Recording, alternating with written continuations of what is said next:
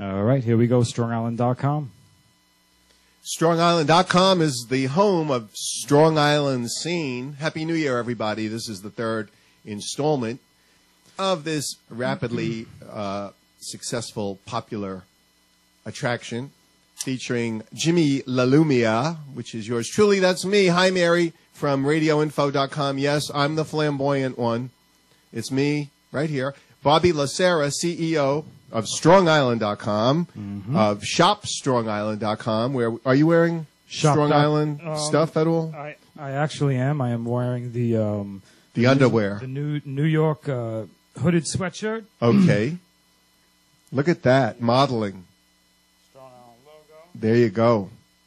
Wow, this is the authentic, the real Strong Island. It's not any of the faux Strong Island things that have materialized in the past, because this is Strong Island right here, ladies and gentlemen. This young teenage prodigy spreading Strong Island across the world. We're being seen and heard on Strong Island Radio, Strong Island TV, and StrongIsland.com right now. That's right. On Ustream.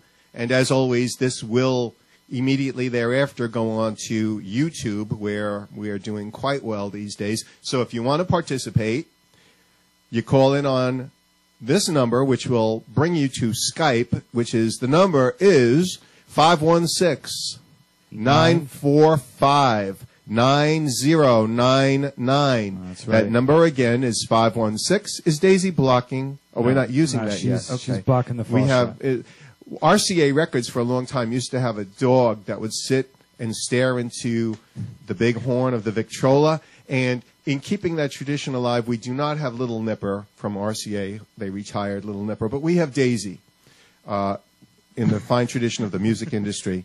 Wow, there she is. Oh, my goodness. And she's blocking me. Yeah, she's blocking everybody. Okay, Diva. Yeah, she's off. She's off. All right. She's okay. Yeah, we're on right there. Oh, we're on right there. Okay. Right So, there. all right, good. I was just trying to show the people how rude she is and how she You want to break into the business, there are ways to do it, Daisy. Yeah, it's better to face the camera Right. and put your head into it. But blocking my camera angle is not the best way to win friends and influence people, let me tell you. Definitely not. So anyway,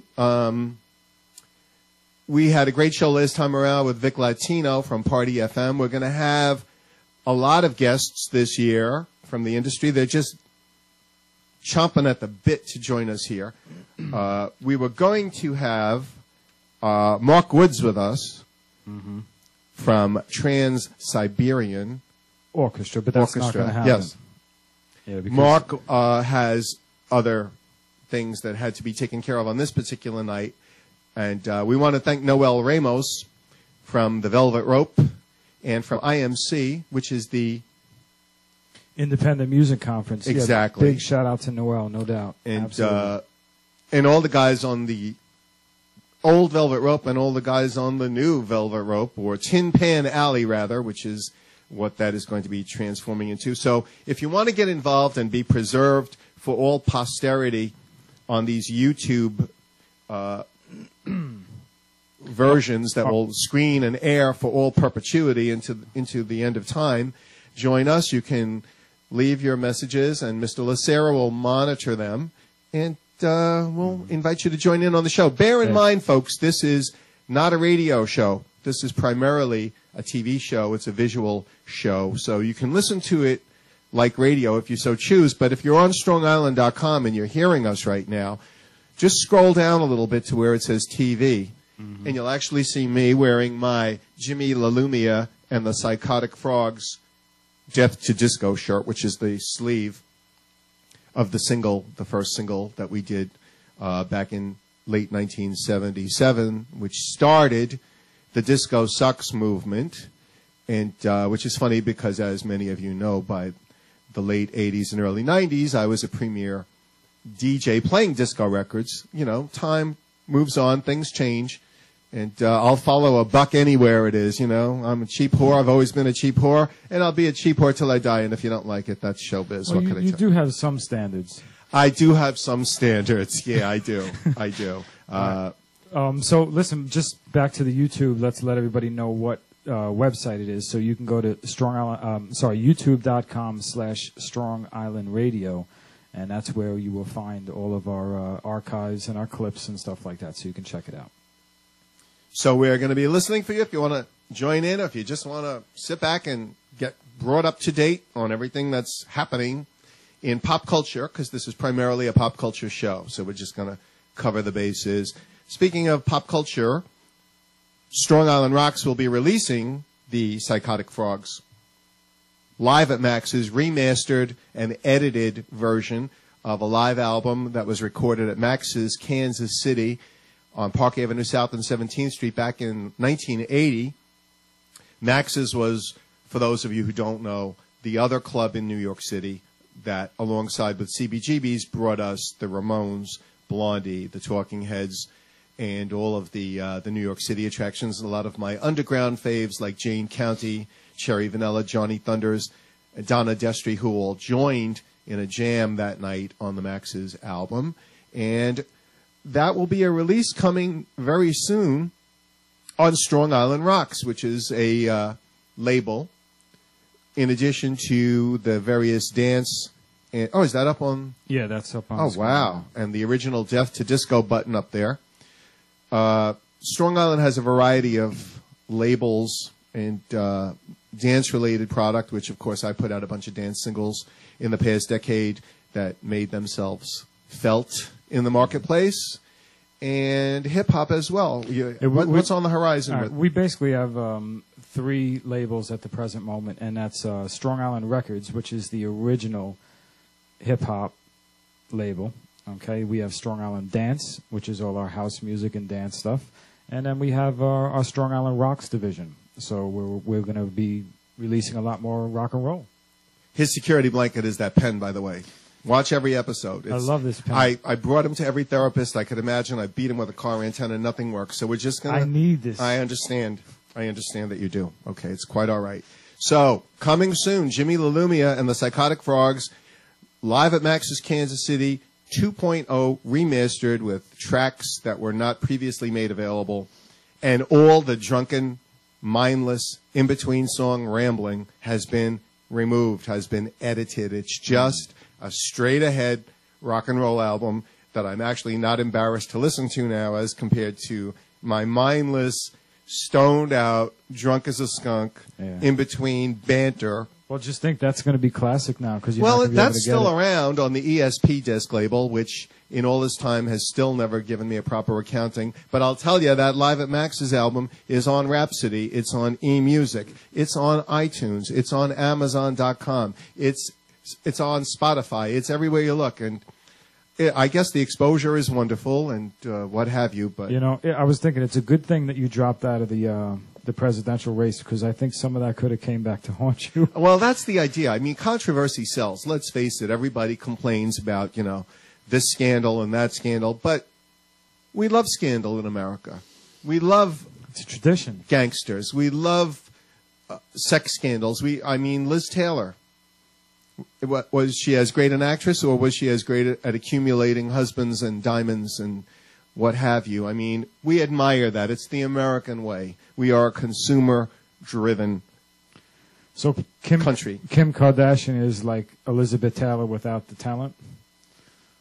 Talent is... the acting talent? What is talent? Define talent. Well, I'm just saying Elizabeth Taylor, she was a pretty decent actress, wasn't she, or no? Answer the question, Congressman. I asked you to define talent. What is your definition? Yeah, but you didn't answer my question first. What was your question?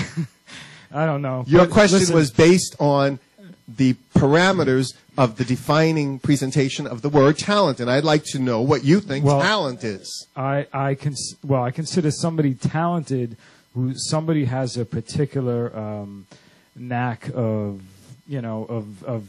Notice how cautious he is right here. Yeah, you know what? Notice how cautious he is right here. I guess in its own way, Kim Kardashian is talented because she does know how to do how to make something out of nothing. So I guess in a way she is talented in another way too. Well, anytime you go into a remember that tape that made her famous? That was Paris Hilton. Kim Kardashian too. Kim did a tape? Yeah, man. I must have been asleep Are that you year. kidding I me? don't follow That's all that. what made her famous. That's what made the whole. Besides for her father, the tape is what I happened. read religious books and history books. I don't really follow those type of things. She was with the guy Ray J. Oh, the artist. okay. Yeah, man. Oh, that's right. Okay, yes, and he is Brandy's brother. Yeah. Yes. Okay. But anyway, that's what made her famous, and that's what triggered that whole stardom. And Barbara Walters even questioned her on that when she interviewed them recently. No, not Yes, she Barbara did. Walters. She did. She really? She did. Wow. That's my girl. That's my girl. Oh, wow, Barbara Walters. But I'd still like to hear a definition of talent. I mean, you said it's making something out of nothing. Well, anytime someone goes into a recording studio or sits down to write a book or does a show like we're doing right now, they're making something out of basically nothing until they make it. That is a talent in some way, because not everybody can do that. To be creative. As easy as it sounds. To be creative. Talent often gets confused with ability. Ability, for example, when you make a record, I don't pretend to be Perry Como or Frank Sinatra. I've made records, punk records, I've made dance records with you where I'm not really exactly hitting notes or doing a conventional vocal. But those records have managed to entertain lots and lots of people through the years and built a fan base, a cult fan base, but a fan base nonetheless. And it's not in the conventional arena of X Factor and American Idol, where you have a parade of puppets who actually can hit notes and have the ability to hit notes. But is that ability or is that talent? Or is talent something beyond just having the ability? We all have the ability to do a lot of things, but to translate that into something actually happening might be talent. Mm-hmm. Oh, I agree. Boy, oh boy, where did that come from? Speaking of which, the X Factor wrapped up. Did you watch the X Factor at all? I started watching it, and then I got involved in other things, and I dropped it. So. Melanie Amaro won. Yeah. She has great singing ability. She's translated that, I suppose, into talent of being able to cover a lot of songs and hit all the notes. Okay, and at one point she did a reveal where she revealed her Jamaican heritage and spoke in her real dialect or her real accent or what have you, which was a bit of a mind blower. Chris Renee was also on the show, who couldn't quite hit all the notes, has a kind of a hip-hop rhythmic Eminem feel, and I think really deserved to win. So who is the more talented? He, early on, came on and did an original song which got tons and tons of iTunes business and basically translates a lot of things from different musical mediums to fit his particular needs. So I would tend to think, even though he didn't win, that Chris Renee, in the true definition of talent, is probably more talented than Melanie Amaro. It doesn't really matter because they all got signed to Sony, and L.A. Reid is going to be producing all of them, and basically all it is a giant advertisement for a TV show. Talent is relative, and people throw the word around. But if you really want a definition of talent, just always look at me, and you'll be fine. Are you back now from your sabbatical or whatever? Yeah, I'm back. Everything is under control. This is our technical genius here, so. Don't say that right after a technical problem. You call me. We had a technical problem? I don't know. I'm just checking because somebody said they were having a problem here, and so I just wanted to take a look. How old are they? They're old enough. Yeah, they're like 87 or something? Not that old. Can you hear me now? Who is having a problem? Who's online? Or someone? Thunders. Oh, that's okay. That's Gus. He's out on the other side of the country, and I'm hoping he can hear us now. I just text somebody to text back and all right. Let us know. We hope you can hear us, and as I told you, the lines are open if you want to participate. And in the meantime, we're going to cover some of the pop culture events that have happened in the interim of 2011 ending and 2012 beginning. X Factor, as we mentioned, just wrapped up. We'll see who winds up coming out of that. I think the ones that you're really going to see stick around is the Chris Renee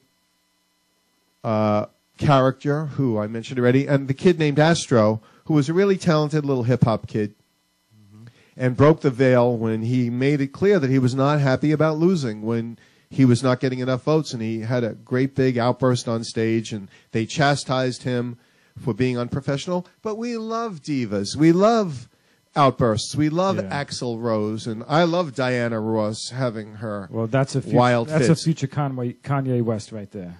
That's the whole thing. Yeah. So how dare they be so hypocritical to chastise this kid who lives passionately for what he does and has an outburst when he feels he's not getting the feedback by saying it's unprofessional. Not everybody has to be a Stepford performer like Melanie Amaro, and I'm not knocking her, I'm just calling it as I see it. Well, some people were questioning having people that young in the competition because of that reason. Well, they did it because no one else was doing it. They had to separate themselves from American Idol. Mm-hmm. But then again, I heard that a lot of people who were old who were crying too. So, hey, well, you know, they're telling you you're going to get $5 million, which, of course, you're not going to get $5 million. The deal is worth $5 million.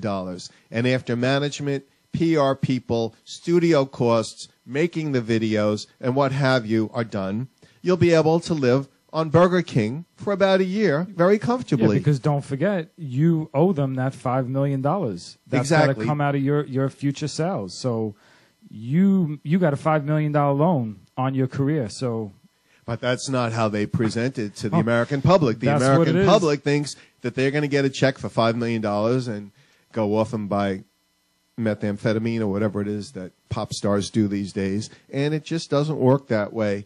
Idol's coming back anyway. X Factor was a great blow to Simon Cowell, who was bragging that anything less than 20 million viewers would be a resounding failure, is what he said at the beginning. Well, then I guess it was a resounding failure because the numbers peaked at around 11 or 12 million. It didn't do as good as everybody expected. But again, numbers are based on Nielsen ratings, and Nielsen ratings are based on theoretical equations. So we really don't even know what those numbers are. Those numbers are whatever they tell us, just like the pop charts, when someone would go to number one on the pop chart. When I would get a Supremes single, being a big Motown fan back in the 60s and wanting my girls to get up there and kick the Beatles' ass, which they did from time to time. And then what happens when I go to the Soulful Detroit Forum and now find out, because they're reissuing a lot of these Motown packages, they're doing expanded editions of the Supremes albums one by one, and the Marvelettes and all my 60s girl group faves, and we find out who's singing on the Supremes records, going back as far as Stop in the Name of Love. Diana Ross and the Andantes. Now, who's the Andantes? You got me. The Andantes were an in-house group, a choral group of young female singers that Berry Gordy had that sang backup on most of the big Motown hits. When you hear the Four Tops and you hear female vocals in the background, when you hear Someday We'll Be Together, the last record by Diana Ross and the Supremes, or so the label told us, we find out that Mary Wilson and Cindy Birdsong weren't even in the studio or on the record. They were on vacation in Acapulco. And the Andantes are on there, so it's... Well, that makes sense because, Motown had a lot of their own studio musicians. Those guys played on a lot of those records, not just certain people. A lot of those musicians were used on a lot of Motown records. When little Jimmy went to the record store and bought his Supremes 45 and went home and played it, he thinks he's listening to this group. And then you find out that going back as far as 1965, and she didn't leave till 70, that a great majority of the records, the Merry Christmas album by the Supremes, which was a traumatic experience for me as a kid, it's Diana Ross and the Andantes. So it turns out, I don't want to go as far as to say Milli Vanilli, because that's not true, because they didn't even sing live at all. They were always lip-syncing. It turns out that a lot of the Motown, especially the female acts like Martha and the Vandellas, the Andantes, the Supremes, in the studio was the lead singer and this group to make it sound good. Now, is that legitimate? Should I ask for my money back? Well, what does it say on the records? Diana Ross and the Supremes. It doesn't give any vocal credits? Absolutely not. Absolutely not. And prior to her getting the billing, because in 67, Gordy decided that groups were going to be out in the 70s, which they were. Groups were very big in the 60s, and I think he fixated on certain artists like Ross. In the 70s, solo artists took over. So he was selling the concepts of this, but it's very disheartening to find out that people that you thought were the actual performers, the girls, the real girls, would go out on the road and, of course, perform live, and the live performances never sounded like the records anyway because you don't expect them to. But, I mean, the record industry is all mirrors and smoke and shadows, and thanks to the Internet, you're finding out a lot of circumstances where, in Keith Richards' book, he reveals that a lot of times people that are playing in the studio on Rolling Stones records, classic records, it's enhanced by other musicians. It's, you know, it's I don't know. Yeah. When you're a fan of music, like my friend Chris Lim in the UK, who I held this up last time when Vic Latino was here on the last show. This is a book called I Was a Teenage Toya Fan, and Toya, of course, is one of my obsessions. She was a big pop star. And Chris's book is really, really worth tracking down. It's on Lulu right now, which is one of those web things where you can buy books. And I think it's making its way onto Amazon. And he shows the devotion that fans had in the 1960s and the 70s, even into the 80s, when you didn't have the Internet and you didn't have instant access. You had to go and search out your artist. You had to go search for the record and eventually the cassette or the CD that you wanted. And that moment of fulfillment when you finally found it, and how you bonded with the artist and how you bonded with the whole thing. It's a great read. Now, music fans, when they are that obsessed, are kind of poked fun at by a lot of people for being nutty. So, are music fans any different from sports fans? Is there a difference? Are you big into sports? I am not a huge sports fan. I follow one team, and that's it. I mean, I watch sports here and there, but I follow the New York Islanders, and football, baseball. So I don't watch any regular season games. When it gets to the playoffs, I watch a little bit, but as far as the New York Islanders, I watch every game. And not this year because they're terrible, but I do watch every game, and I get really into it, but not crazy. You know what I'm saying? I think music fans are similar to sports fans, but I think sports fans could be a lot more. Yeah, but the sports fan thing is more acceptable to the masses, it seems. Like it's okay to spend $10,000 to get a ticket to a game that's sold out and wear all these outfits and jerseys and things on your head and then go home and have a shrine built to the team and what have you. But if a music fan does that, you're either a girl, you're considered a girl, or it's just considered like you're totally nuts, you're off the wall, you're not normal. Because you're obsessed over, like, I don't know, I guess I can't say. I was going to say if it's a solo artist, like you're obsessed with that one person and their career. But then again, what if you're a big fan of a group? You know, there's 4 people in the band, so it's not like an obsession on one particular person. I was going to say that. Like, sports, you're rooting for a team. You know, it's 25 guys or whatever, and you're rooting for the whole overall team.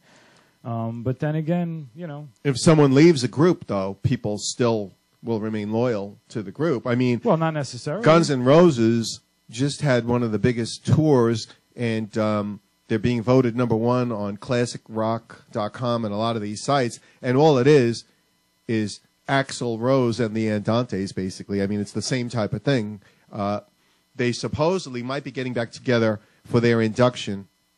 I moved away from the mic, but I think my big mouth will still compensate. Oh, yeah. They supposedly will get back together for the induction into the Rock and Roll Hall of Fame. Duff showed up at one point. Slash is now saying nice things about him. I think they all want to be on stage at the same time when they're inducted into the Rock and Roll Hall of Fame this year. And a lot of that has to do with Miss Ross. I mean, Axl, same thing, behaving and letting them all come up on stage together. It's, you know, people love drama. Mm-hmm. They love drama, and it's drama. And the Rolling Stones are rumored to be trying to everybody's back but Mick, so they're trying to convince him But yeah, they're trying to. I'm a Stones fan for a long time. I never really delved deep into the politics of it all. I followed it as it was going on, but the great revelation to me is the book Life by Keith Richards, which has been a bestseller. It's going to be supposedly made into a film. Johnny Depp, who is a huge Keith Richards fan, which is how Keith made it into the Pirates of the Caribbean movies. Johnny's going to play him. And Keith shows us that Mick Jagger is Diana Ross because at a certain point in the 80s, Jagger decided to start making solo records. When he was going to go out on tour, went out on tour with a different band other than the Stones, playing Stones songs in addition to his new material. And at a big stadium show that they did in Philadelphia, Richards popped a cork when the band was introduced, including up on the screen as Mick Jagger and the Rolling Stones, which is Diana Ross and the Supreme Syndrome. I'm sorry, it's the same thing. And Keith refers to it as lead vocalist syndrome, where the head becomes big and you're fed all kinds. And I can even attest to that to some level during the period when the Psychotic Frogs was making noise on the New York scene and Death to Disco was selling, and we were in every magazine, and we were the darlings of the underground. And as a student of Motown, from day one, I made it Jimi LaLumia and the Psychotic Frogs. I did that from the very beginning because I know the value of publicity. I know the value of promo. And I knew that if people might still be talking about that record in the 2000s, which they are, that one name would remain constant, and that would be mine, you know. And the other band members had the opportunity to do other things as well. That's their business. But at the end of the day, as David Bowie would say, looking out for number one, yo. But that's the deal. So I'm going to recommend, if you're a music fan, if you're a fan of the UK, that you check out Chris Lim's book. I was a teenage Toya fan. It's definitely not a big book. So it's not a big book, but I mean, it's one of these press books, I believe, or something along those lines. I don't remember. You could go to Lulu.com and check it out. And I want to do a book. I mean, I've been threatening to do a book for the longest time and putting thoughts and ideas down because I've had so much stuff in my life that when I think about it from the 1960s when I first started writing and being a very Forrest Gump type of existence in the middle of things, that I really need to start writing things down because I was in the center of a lot of just crazy. Yeah, you got a lot of stories. You could definitely put a book together. My goodness. And that might be the route to go. I mean, in the old days, if you didn't get a publisher interested, that was the end of it. Now you can self-publish online. You can find an independent publisher like this, get it started, and if it really takes off, a bigger publisher may pick it up. That's the deal. But so if any of you have any thoughts on any of this, I'm not really following that. I imagine Mr. Serra is following this whole situation. Yes, and you can chat with us too. So if you're a little shy and you don't want to get on the phone, get in the chat room, strongisland.com, right on the right side of the viewer there, and let us know what's up. Now, Toya is an example of someone who's a star in England, never had her records released in America for whatever the reasons may be. She was on an independent label in England called Safari Records, who also had Jane County back when she was still Wayne, and those records were never released here, and I guess maybe because they were indie and they didn't have U.S. affiliation, but she is kind of living proof that America is not the only market that you can make money in. And I think the biggest proof of that is they just released the top 10 of the biggest money-making tours globally, worldwide, in 2011. And the number one tour was U2, who were picking up some dates that they had missed previously and made a tremendous amount of money. We have a caller. Let's we do have a call. Okay. So I'll remember where I left off there. That is bizarre. All right, strongisland.com. Can you hear us? Yes, I can. How are you guys? That sounds like Ann. Ann, Ann Leighton. Happy New Year, my dear. Huh? Happy New Year. Can you hear me? Yes, Happy New Year, too. Ann, you're always purring. She's a cat lady. She's a cat Well, I lady. had fun, but I've worked with artists from like Jeff Hotel level to just up and coming artists or artists who've I may be starting work with a singer songwriter who was in the 90s on an independent label that got like great radio airplay, and he sold records, and he sort of had music licensing. He's definitely had music licensing placements as well as assignments for soundtracks and things like that. And I would say 99.99% of the artists that are out there have something going like Toya. You know, you only hear about the big superstar artists, but it's I think it's normal. Right. I mean, it's not ideal. Well, I mean, the situation with Toya, and as you well know from our experiences online and enduring all of my tirades online forever, in Toya's your tirades with Jack. Exactly. In Toya's situation, she had top 10 singles in the UK pop chart, not the indie chart, but on the main top 40 chart, top of the pops stuff over there. And she during her prime, she never found somebody that was committed enough in America, which is what it is. I'm studying the history of SBK Records. Do you remember that label? Yes, I do. That was wasn't that affiliated with EMI somehow? They had the Teenage Mutant Ninja Turtles, and wasn't Vanilla Ice associated with that in some way, or? Vanilla Ice, yeah. And the Teenage Mutant Ninja Turtles, because I had Jimi LaLumia's record connection back then, and I was a Billboard reporting store, so I heard from all of them. And so tell me about this. You're going to be doing a history of the label? Well, no, I'm just curious about it because it sort of stemmed from the work that I was doing with Jan, where some of the artists that he liked, I had also had their cassettes. I mean, there was a lot of weird things going on where he grew up like 20 years after me, and but I was working in the music business, and I saved a lot of cassettes from the 80s and 90s and you know, early 2000s when I was writing for the magazines. But they were selected cassettes that I listened to and really liked, and they were pretty eclectic. But it was kind of weird. I wasn't really aware of the labels then, but I noticed that I had saved a ton of SBK records. Katrina and the Waves, Walking on Sunshine was on that label, as was the group's follow-up. You know, and every now and then I try to figure out how can I bring Katrina, who had a top 40 hit 25 years ago, and it's still being used in all these movies, but you know, we can't book her in any we can't get a guarantee for her. And why do you think that is? States. Why do you think that is? Because she's never, like, after her prime, she never toured the States. You know, it's a big risk coming from overseas to the States. Well, that was part of it, but the other part was she suffers from OHS. What's that? OHS, which is one-hit syndrome.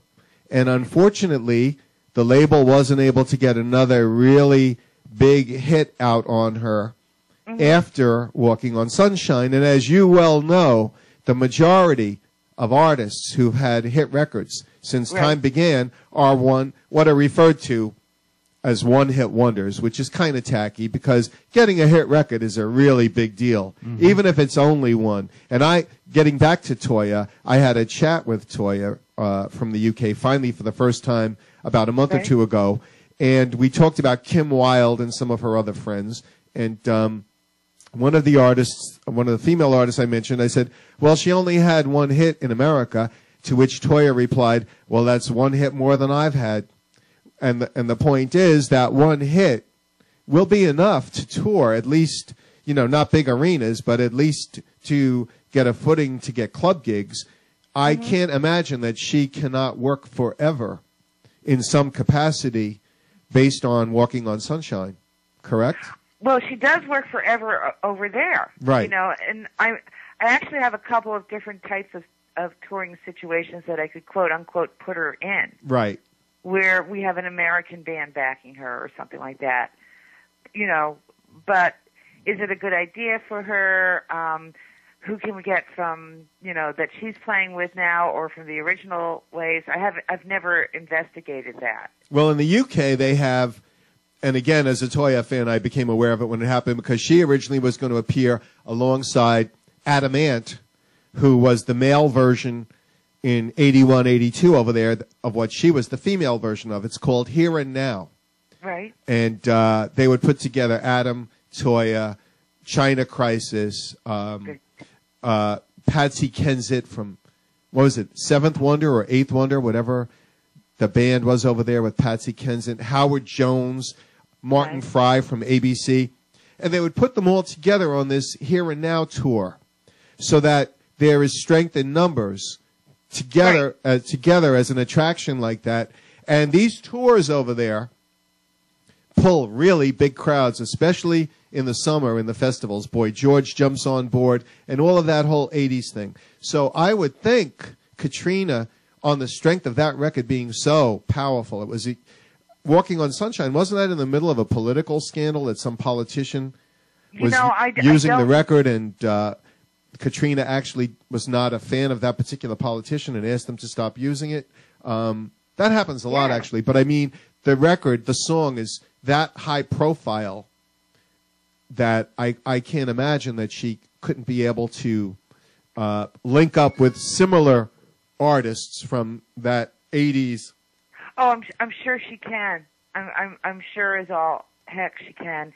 It's but there's so many there are so many ways. I mean, one of the things about her though is that she's also kind of doing a lot of new songs too.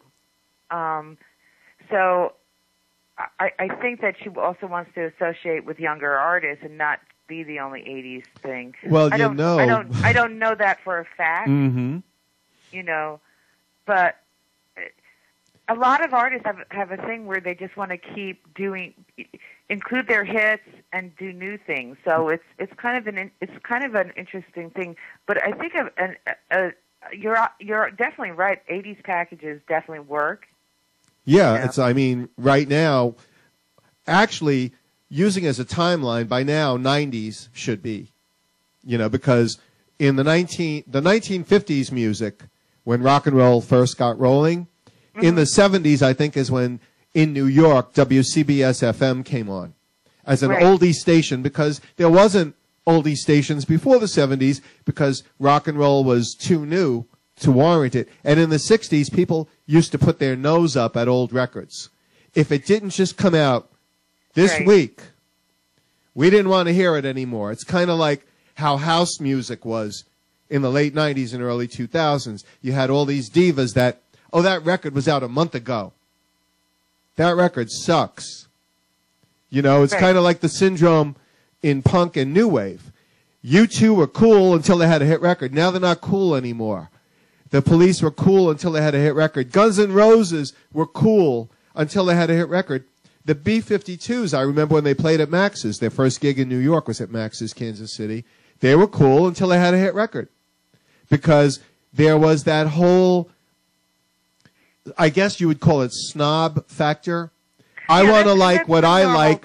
I want to like what I like when nobody else likes it. But as soon as everybody else likes it, I don't like it anymore. So basically, the person's saying, I don't really like the music. I just like to appear hip and cutting edge and ahead of the pack. Because if the record was good a year ago, then the record is still good now. If they became popular, they're selling millions of records. If you dug the record then you should still dig the record now. And if you don't dig it now, it means you never really dug it. It just meant that... there are some exceptions, because, having worked in the music industry, my ears have been really sensitive to bad recordings. So I've heard some stuff from the 60s where the remasters are probably, whatever. Well, the source material. There aren't remixes, and it's all, wrong. Right. It doesn't sound like it sounded on AM radio. Right. Yeah, well, because, first of all, a lot of those records were mixed in mono, and they were produced to sound good on AM radio because they didn't know what was coming. Right, and then when they remastered them, nobody put any love, so to speak, in tweaking it for today's audio or last year's, Well, back in the 90, 60s, even 90s audio. back in the 60s, that was an afterthought because, as you know, the prime unit was the 45 RPM record. Right. The hit singles, and they were just cranking them out. They wanted another one and another one and another one, and all it was about was turning them over and getting them on the chart, because if you got them on the chart, you could get the artist on the road and get gigs out of it. So the whole thing of sound and tweaking really, I think it was probably late 70s or the 80s before it really started getting that much attention. And then, of course, when compact disc came in, it became a whole other situation anyway. But and the other thing that you mentioned is realities. You said that Katrina just wants to hang out with young people and well, no, I don't mean it like that. Younger musicians. She does do the standard shows, and I shouldn't say that. I'm probably guessing. And the other thing which you mentioned, which I wanted to bring up, she wants to do a lot of her new material. Now, of course, she wants to do some new material. Right. The great downfall very often when I would go to see a band in the 70s, whether I was covering the band for free because I took advantage of, once I started writing, I found out that I could go to see everything for free, and your appreciation is a little different than when you actually pay for a ticket. And when I actually paid for a ticket and went to see somebody I liked, and they said, tonight we're going to do our new album for you. Yeah, you can't do that in its entirety. You have to... I was like, are you kidding me? Then tonight I want my money back. No. Yeah, I mean, she would definitely... I would say most of these classic performers definitely, would be doing all their hits, but they also want to include new songs. Right. And I mean, I've gone to a Coasters concert at the Bottom Line in the 80s with the late Carl Gardner, and he's doing one or two new songs. Right. When I was working Jay and the Americans, they were doing some new songs. There's nothing wrong with that. And you want plus covers that they didn't do of other artists from their era. Right, which makes sense. I mean, the biggest downfall that I ever witnessed was a Richard Nader rock and roll revival show in the 70s. And back to my favorite topic, the Supremes. Okay. Now, in the 70s, as you know, Diana Ross left. Gene Terrell took over as lead singer. And then Gene left after they had a bunch of hits with her. And by the 70s, they had Sherry Payne in there, Frida's sister. Yes. And they got booked at the Garden. And the commercials on radio, when they're mentioning all the groups, the Supremes, and you hear Diana Ross in the background, and they're doing Baby Love. Right. Now, the girls came out, and they decided that they were going to do their High Energy album, the album called High Energy that Motown put out in 78. And they did 4 consecutive songs, I believe. Yeah, that's not... And by the third album, Madison Square Garden was booing them off the stage. One of the girls flipped the bird to the audience. They went storming off the stage, and shortly thereafter, the Supremes finally ended their association with Motown, and they finally split up because they were determined. Artists get carried... I mean, here we are now, entertainers. You have to do that. I mean, did you see Ricky Nelson there? Too. No, I didn't catch that, but Garden Party, Garden Party, of course, he received the same, and that at least he turned that into a hit single with the song Garden Party. And then he could do his new stuff. But artists have no sense of reality sometimes. They're like, we've got a new record. Look at this great forum. Here we are at Madison Square Garden. We've got a captive audience. Well, guess what? You are the captive. The audience paid to see you. They are employing you with the dollars they paid to see you. You need to give them what they want first. Yeah. And then, by the 4th song, say, we got something new, and we hope you like it. Mm-hmm. If you try and shove it down their throat, which is what the girls did that night, in a New York audience at Madison Square Garden, they're going to shove it right back at you, and they certainly did.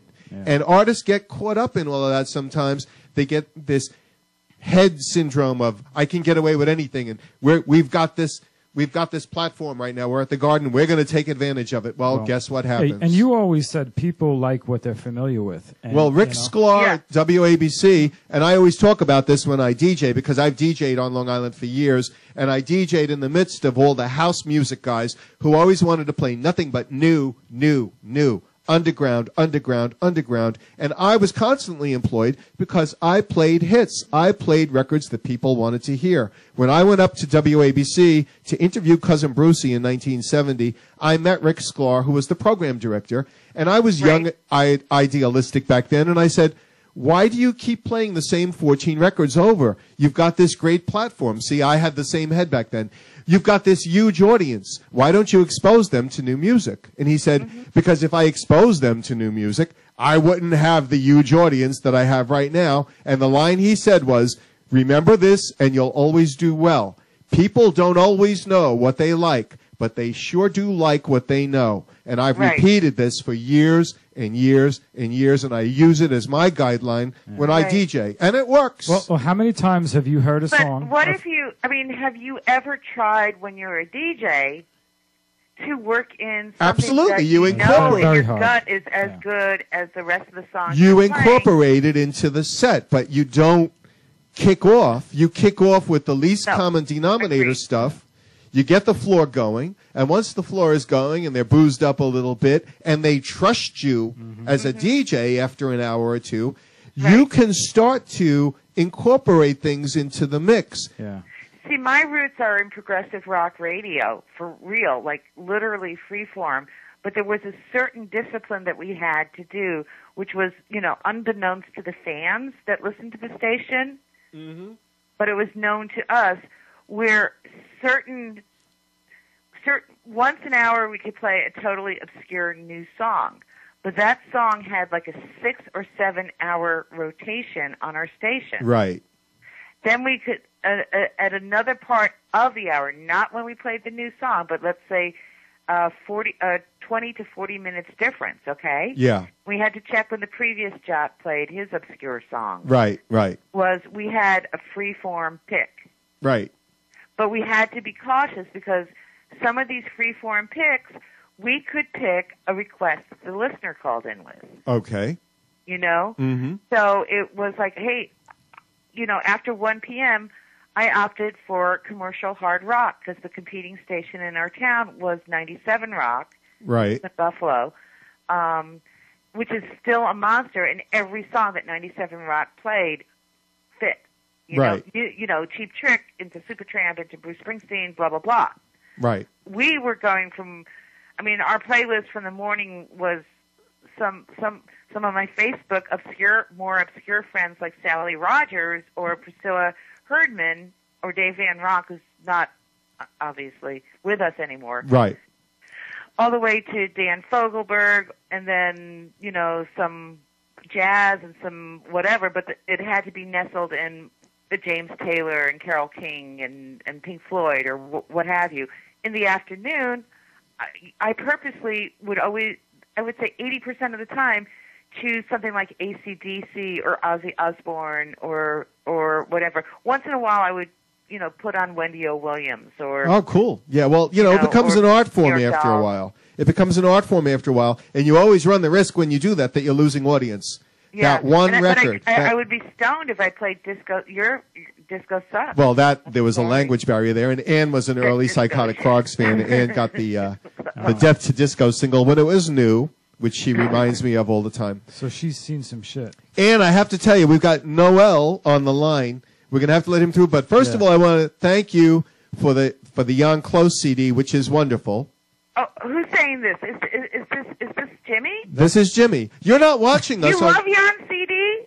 Yes, and the Smithereens album I think is incredible. Jim sent me a copy of the Smithereens album, which is just magnificent, and I'm not impressed with that much rock that comes out these days. No. And I am very, very impressed with the Smithereens. I'm going to send you Joe Denonzone's album, Stratusfurious. This is his last album. Please do. Because you've got Mark Woods coming in next month. Yes, I believe so. And we've got Noel chomping at the bit. Mark Woods, I know he's got a great reputation as an electric guitarist. Yeah. And Joe plays Mark's Viper. Okay. But what Joe can do on his Viper, nobody can do. I hear you, my darling. We got to jump, though, because we're running out of time here. We're almost done with the show. I thank you, as always, Ann. We've got Noel, I think, is still. Thank you, Ann. Your friend Noel is about to appear on Strong Island Scene. Hey, how you doing? StrongIsland.com, are you there? Hello? What is that? Hey, Jimmy. You got to turn it down. You got to turn your radio down. Turn your radio down. Turn your computer Or the down. computer down so you can hear us. Hey, Noel. Yeah, I've got you. How you doing? Bobby. Hey, how you doing, Noel? Yeah, I turned it way down. Okay. Right, you good, can hear good, us good. now? I can hear you. Very good. So what's going on? Mark is an electric violinist, not a guitarist. Well, I didn't say that. Ann did, so you're going to have to yell at Ann. Yeah. I just want to straighten that out. He was one of the founding members of the Trans-Siberian Orchestra. Absolutely. And he did contact me today, and he did have a conflicting scheduling situation, which may be for the good because we may bring him physically in with us. We weren't prepared for that on such short notice. But if he's available to do, we may bring him in physically with us for the next one. Yeah, well, he said he wanted to do it. Okay. So. Yeah, that'd be cool if he could be there in person. It'd make it even better. Yes. So we could nestle him in between us and cajole him with all our Strong Island isms and see how he survives all of that. So what's happening in the world of music, Noel?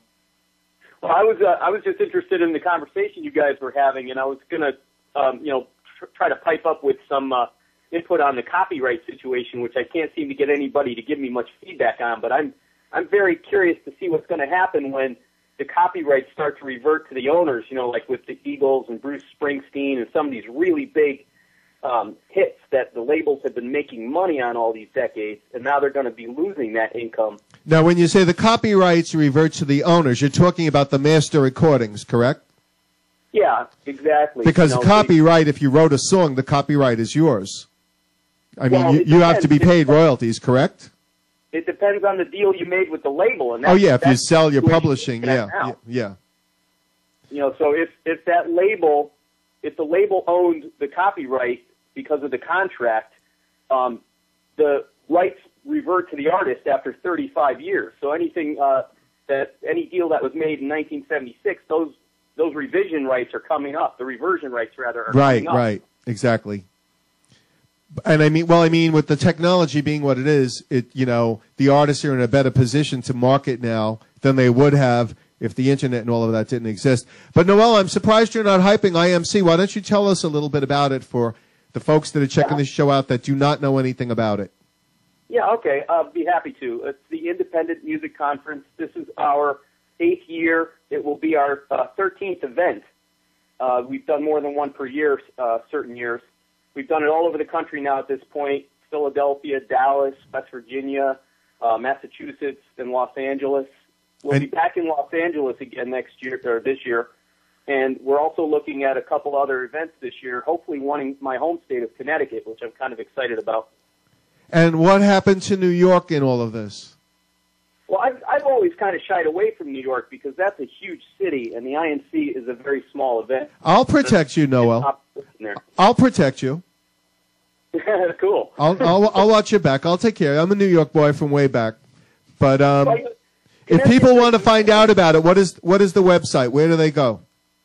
IMC2012.com. IMC2012.com. Okay, great. So people should definitely check that out. I just posted it in the chat room, so the link is there if anybody wants to check it out. And Noel also posted it in the live stream chat room. So. Oh, cool. All right. Well, hype, baby, hype. That's the name of the game. That's what we got to do. I hear you. We got product and concepts to sell. So what else is happening? I was going to mention also that you guys were talking about being a DJ, and I was a DJ for many years. And do you remember the Underground Network? Yes. My magazine, which I've been publishing since the 80s, was the official magazine of the Underground Network. And I got to come to Long Island all the time, and sometimes I was on the air with Cousin Ed. Okay. What clubs were you playing at? Do you remember? Say that again? Were you spinning at particular clubs out here at that time, or what was going on? No, I was on the air with Cousin Ed during the show. All righty. Okay. All the club work I did was usually in Connecticut. I did some stuff in New York, but normally it was Connecticut clubs. Wow. Okay. They have clubs in Connecticut? Wow. Interesting. I thought they just had rich people in Diana Ross in Connecticut. He's so rude. I am not rude. There's 3 clubs in Connecticut. Yeah. The Yacht Club. The Yacht Club, the Billionaire Boys Club, and what else? No, go ahead. Tell me, Noel. I'm all ears. I'm like Ross Perot. I'm all ears. Go ahead. I started DJing back in the early 80s, and I started out in California when I was living out there. I was going to college out there. Okay. And then I moved back to Connecticut, and I started DJing into clubs here, and I did a whole bunch of stuff, with private parties and whatnot. Okay. And did some radio work. I hosted a gong show once. That was fun. Oh, I would have fit right in on there. Noel thinks I'm a natural showman. What do you think of that? Yeah, you are. I am. I told him that I'm an unnatural showman, actually. But, Noel, we got to cut you because, believe it or not, this is just a 1-hour show. That's okay. And it's 8:56 going on 8:57. And what are you pointing at, Bobby? I was just showing you. I was just pointing you the viewers. We got a lot of viewers. Oh, cool. Very good. Well, that's thanks to folks like Ann and Noel making people aware of Strong Island scene. Half the stuff that we were going to talk about, we didn't even get anywhere near because it is 1 hour. We don't want you to OD on Bobby and his pen or the flamboyant LaLumia too much. I think an hour leaves you wanting more. What do you think, Noel? I think you should go weekly. Yeah, well, when Bobby moves a little closer to Jimmy is LaLumia Central, or when it gets a little warmer, or when I buy a new car, or Noel, when you buy me a new car. Yeah, there you go. But there's going to be a lot happening. We may go weekly. And we've gotten great feedback. You're not the only person to mention that. There's a lot of things that are going to be happening in 2012 for Strong Island, for Serra, for LaLumia, and for Noel, and for Ann's great clients and all the folks that support the show. Yeah. So, Noel, I thank you. I'll be chatting with you shortly. Thanks, Jimmy. Probably as soon as I return to LaLumia Mansion. In a few moments, but we're going to be wrapping up because we're coming up. Believe it or not, folks, that was the fastest hour. Yeah, it went pretty fast. That was the fastest and most cohesive hour, I think. We're getting better at this each time. Yeah. And by the way, with all the hype, the shirt you're looking at, the Death to Disco, the original sleeve that I'm wearing right here, is available on Zazzle.com. If you go looking for Jimi LaLumia, and that's Jimi like Hendrix, because I'm still alive and he's not. You can get your own Death to Disco shirt, other Death to Disco products. But we love disco. We love disco. That was just an exploitive angle for me to get my foot into punk. And because disco was crowding a lot of my New York bands off the airwaves at the time. But disco is cool. We might actually make a disco is cool record. Yeah, we should. Noel, thank you so much for calling, and thank you for your continued support. We really appreciate it. I think he's gone. He's gone? All right, good. I also want to shout out Culture Kid. He's in the chat room, and he's saying he loves your shirt. Thank you so much. Zazzle.com. Support the artist right here, the Death to Disco shirt. It's the sleeve of the original record. Mm-hmm. Thank you so much. Bobby, always a pleasure. All right, so that's it. We're done. Volume 3 of Strong Island Scene is a wrap. All right, let's just promote a couple things before you go. If you're not a member of the website, please go to strongisland.com, become a member, sign up, make a profile, put some pics, some videos, some links, and network with all the other artists and entertainment people we got going on the site. Don't forget to check out the store, shop.strongisland.com. We got a whole bunch of T-shirts and other goodies in there. Follow us on Facebook, facebook.com/StrongIslandNY. I'm sorry, like us on Facebook. Follow us on Twitter, which is @StrongIslandNY. And you're at Jimi LaLumia. JimiLaLumia.com. And remember, these shows are getting exposure right afterwards on YouTube. And you're able, in addition to Ustream, you're able to go to Strong Island Scene, which is SEEN, as in visual. Strong Island Scene will bring you to the previous 2 editions and this one as well. So thank you. Happy New Year. Good night. We'll see you 1 month, the first Wednesday of February. So take good care. We'll see you shortly. All right. Bye-bye.